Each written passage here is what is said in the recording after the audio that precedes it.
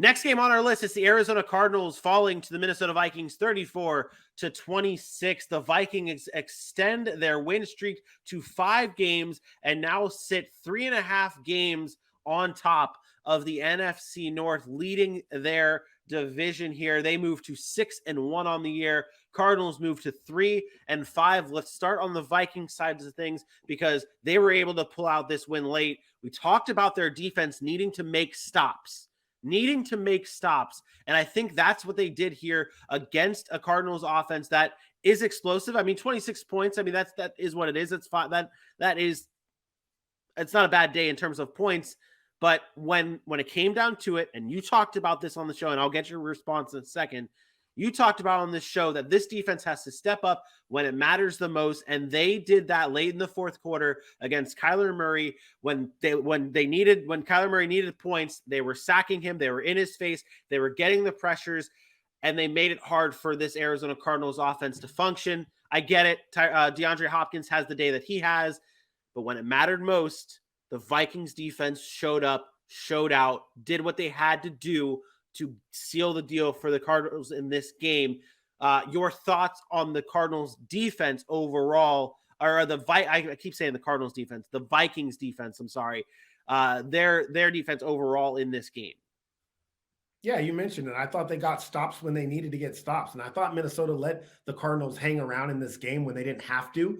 But their offense kind of put them in some unfortunate situations, and the defense came up with big plays. And we talk about these teams that are Super Bowl caliber teams. You don't have to be great. You have to be great when it matters. And I think that's what the Vikings have been doing this year, which is why they've been able to win some of these late, close games. Now, the Cardinals help them? Absolutely. The Cardinals definitely helped them by doing, schematically things didn't run the football the way they needed to run the football, but the Minnesota Vikings handled business. They did what they were supposed to do. And I think that's the most important thing. We're not looking at this Minnesota Vikings team and saying, oh my God, this is a world beater offense. Like, yeah, they put up 34 points, but they also were able to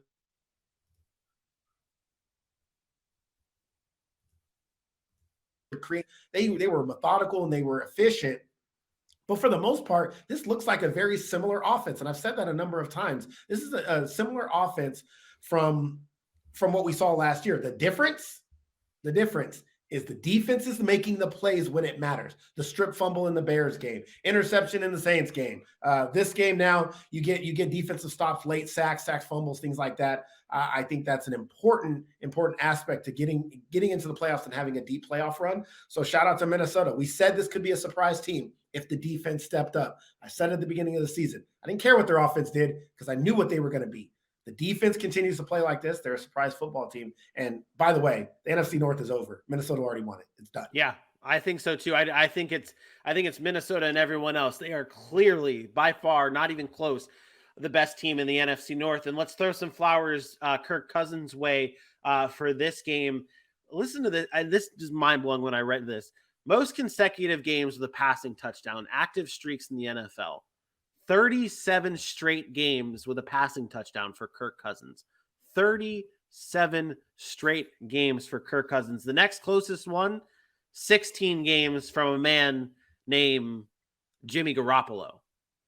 Yeah, Jimmy Garoppolo. That, honestly, Vinny, though, by listening to that stat, should tell you a lot. If the top two names on any list are Kirk Cousins and Jimmy Garoppolo, it shouldn't mean much. Well, the two behind him. So it's Kirk Cousins 37, Jimmy G 16, Joe Burrow 14, and Patrick Mahomes with 12. So the names behind those two are not that bad. But love those numbers. I do. Those weird, those obscure numbers. It's what I do. I know. It's good nuggets. Don't get me wrong. I like when you give it out. I just always like to make fun of it because I just think it's, those are just stats that are, because they're always obscure. They're always weird. Like, nobody would say Kirk Cousins first, right? No, yeah. Well, I mean, but that's the thing. Give Kirk Cousins the credit. No, I'm not going to give him credit for that. I don't care. Doesn't mean anything. When was the last time Kirk Cousins was in the playoffs? That's fair. I don't care. It doesn't mean anything if you're not winning. Yeah. Concerns for the Cardinals in this game? Where are we at with the Cardinals after this? Same concerns I had before. The running game is atrocious. But again, I think a lot of that's on Cliff Kingsbury and the play calling. You had to try to run the football. 9 carries for Eno Benjamin, 5 for Darrell Williams. A week ago, Keontae Ingram came in and played well, and you didn't play him at all. And you're letting Darrell Williams, who's, let's be honest, he's a veteran, he's kind of older and washed and not really that efficient, go 5 for 8. Benjamin only gets 9 carries. Kyler's carrying the other 6, and a lot of those are on scrambles. The game was close, like 7-3 after 1, 14-10 after halftime, 28-27 after 3 quarters. Like, why are you going away from the run game? And I get it. Like, you have Kyler Murray and DeAndre Hopkins, but these teams just are they're so stubborn. The coaches are so stubborn. Teams are so stubborn. It gets old after a while, and this is how you lose your job. It's how you lose your job. You just have to find another way to make the running game be efficient. Give them something else so that pass rush can't get in there and just wreak havoc on it. And I think that's the biggest thing. It's not about being successful, but a week ago, you had 30 carries between your running backs, or at least 21 between your running backs and another 7 from Kyler. You lost 10 less this week, and you're running into the same situations. I don't get it. Last week, you win the game. Kyler Murray throws 29 times. This week, you throw him 44 times and you lose the game. Could Arizona be a sneaky team in the running back trade market? Maybe a guy like Kareem Hunt. I mean, talk about the Rams. They just signed James Conner. Why wouldn't they? Oh, that's true. Yeah. That's too much capital, and I don't think it's the running back talent. It's the play calling. I just think it's the way their offense is. Like, they just want to spread it out and throw and let Kyler jitterbug around the backfield. And that's the thing. I mean, we talk about coming in with Cliff Kingsbury being the offensive mind that he was coming out of Texas Tech. You think about it, at Texas Tech, they don't run the ball that much in the Big 12. Like, running is not that big of a thing in the Big 12. So, and then with Texas Tech, especially, like, it's throw, make plays like that. Passes. And I'm gonna be honest, man, I equate Cliff Kingsbury to like Chip Kelly. Yeah. Go back to college, bro. It's not, the NFL is not college. You don't just get away with doing the same things you did at Tech. It's not how it works in the NFL. These defensive coordinators, they get paid millions too to stop you. And it's, I don't know. But I owe somebody an apology. And not, I mean, I've always, and it's not that serious. No, I owe DeAndre Hopkins. Okay. I owe DeAndre Hopkins an apology because I'm a huge DeAndre Hopkins fan. I said he was the best receiver in football for years. Like, I thought, man's greatest hands, some of the greatest hands I've ever seen play the game. Right as you're about to apologize.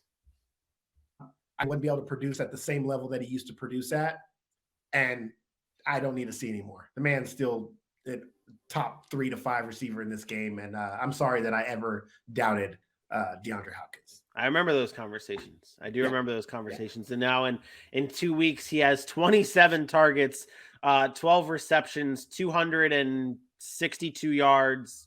Leads the NFL. Leads the NFL since he returned. So he has been good. On that offense, the passing offense is there. Just got and one thing that I want to bring up before, and the last thing, and I know I'm not really the analyst here, but one thing that to cap off your running the ball statement about the Cardinals, when you run the ball too, you're controlling the game. You are controlling the time of possession. You're controlling the game. You're keeping the ball on. You're keeping the ball in really your best player's hands when you're giving it to Kyler Murray. When you're giving it, you're keeping it on the offensive side of the ball. Like, you're controlling it when you run the ball more. So like that, I think that could go a long way for the Cardinals, who do fall in this game 34-26 to the Minnesota Vikings.